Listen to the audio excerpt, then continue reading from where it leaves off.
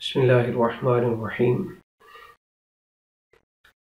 سید عالم نور مجسم شفیع معظم صلی اللہ تعالیٰ علیہ وآلہ وسلم کا فرمان احمد نشان ہے، بھوک سے دلوں کو روشن کرو، بھوک سے دلوں کو روشن کرو، بھوک اور پیاس کے ذریعے نفس کے خلاف جہاد کرو، بھوک کے ذریعے ہمیشہ جنت کا دروازہ کھٹکھٹاتے رہو، اس میں وہ اجر ہے جو اللہ عز و جل کی راہ میں جہاد کرنے والوں کے لیے ہے۔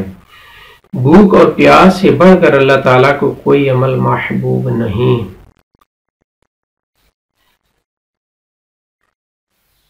حضرت ابو ہریرہ رضی اللہ تعالیٰ عنہ ایک قوم کے پاس سے گزرے۔ ان لوگوں کے پاس ایک بکری بھنی ہوئی رکھی تھی۔ انہوں نے آپ کو بھی دعوت دی۔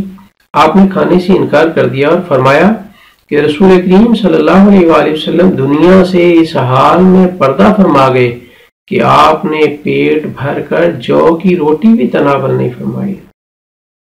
حضرت مقداد رضی اللہ تعالیٰ فرماتے ہیں کہ میں نے رسول اللہ صلی اللہ علیہ وآلہ وسلم سے سنا، آپ نے ارشاد فرمایا، کوئی آدمی پیٹ سے زیادہ برا برتن نہیں بھرتا۔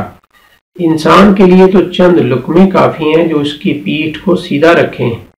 اگر زیادہ کھانا ضروری ہو تو پیٹ کا تہائی حصہ کھانے کے لیے، تہائی پینے کے لیے اور تیسرا حصہ سانس کے لیے ہونا چاہیے۔ آج ہمارا کیا حال ہے؟ دن رات کھا کے اتنا ہم کھاتے ہیں کہ بیماریوں کا شکار ہو جاتے ہیں، جبکہ ہمیں جو فرمایا گیا ہے کہ بھوک سے دلوں کو روشن کرو اور بھوک اور پیاس کے ذریعے نفس کے خلاف جہاد کرو۔ جب بندہ اپنے اوپر بھوک طاری کرے، کم کھائے، زیادہ بھوکا رہے گا، اس کے اندر بہت ساری اچھی چیزیں پیدا ہوگی۔